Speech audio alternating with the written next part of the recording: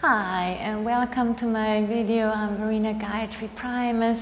Today in this video I want to continue what I've said in the previous video.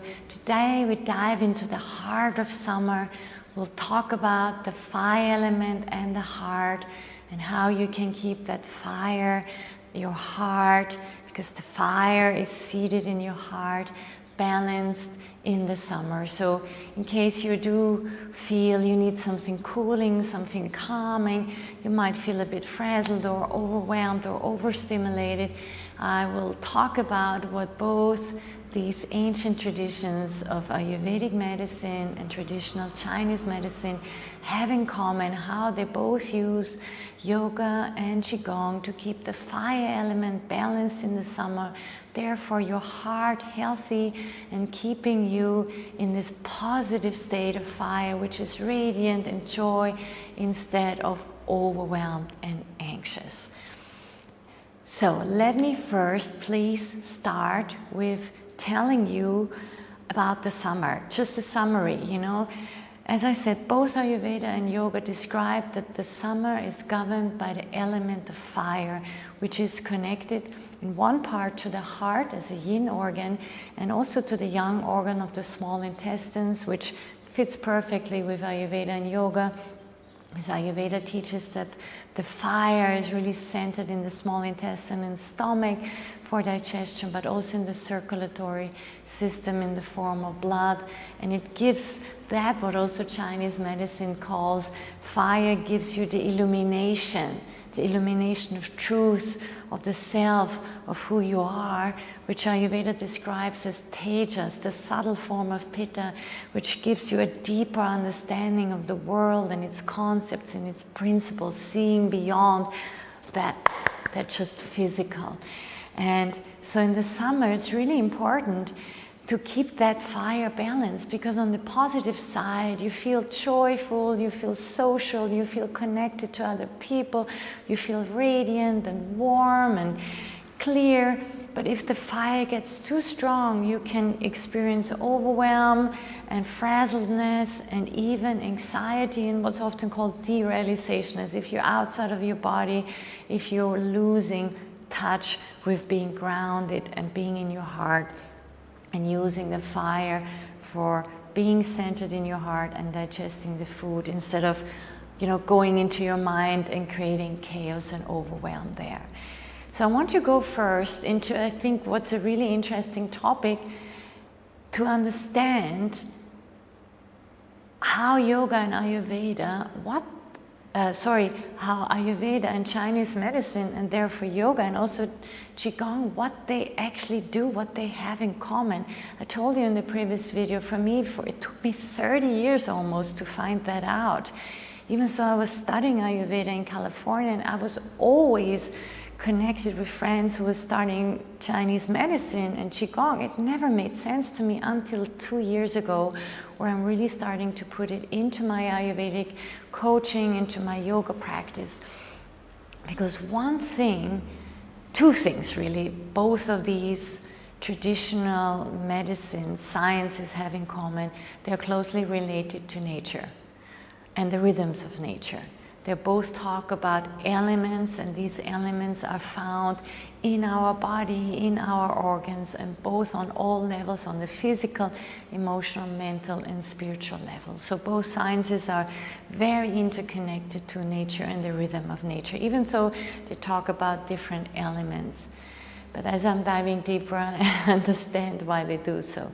And then they have one really important concept in common, is that concept what yoga calls the prana, the life force, which flows through energy channels called the nadis and accumulate in energy centers called the chakras.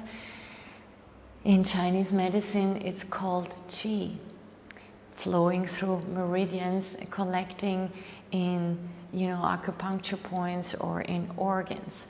And this I already learned I'm a clinical Ayurvedic specialist certified, and as an additional training I did marma point therapy, which I really love. There I was told that originally these marma points were 108 They were discovered in India, really practiced in Ayurveda, and the Chinese took them and really created this extensive, big mapped out acupuncture system and meridian system out of these marma points. So it's said that both traditions have the same origin, or at least spring from the same knowledge. So what the main belief in both is, how they see disease and health, is that if the chi or the prana, the life force, is flowing freely through your body, through your physical organs, as well as through your energy bodies, which yoga describes very much as the sheets of consciousness, you experience clarity, joy, calm, balance, and most of all, health.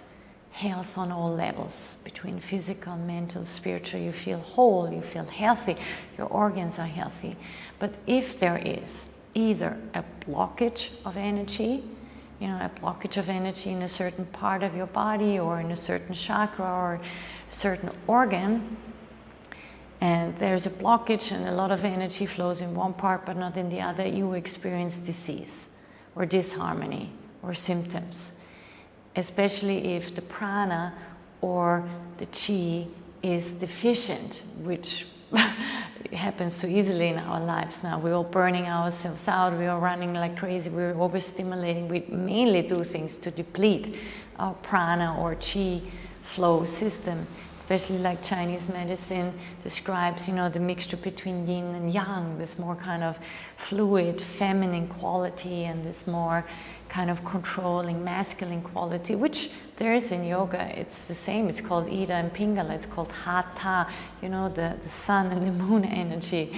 So what is now really beautiful, and I want to go a little bit talk about this, what now Qigong and yoga have in common, how Ayurveda uses yoga as a form of therapy, and how Qigong is a branch of traditional Chinese medicine, using it as a form of healing. And what both are doing is really controlling the flow of prana and balancing it out through movement, through breath, and through awareness. They do it in slightly different ways, of course, but the aim, the belief, the underlying knowledge is the same. You balance your prana, you balance your chi through the breath, through the movement, through awareness, and through visualization. And that's why I've started to really love the combination in my own practice, but also in teaching my students, of Qigong and yoga. Because sometimes you don't even know what is what. Some practices are the same, but what I do must say, and that's why I love Qigong, Qigong is more of a moving meditation. I come from a rich background of energy healing. I've done Reiki since I'm 18 years old. It's my longest practice. I have incredible, miraculous results with Reiki, both on myself and clients, since more than 30 years now.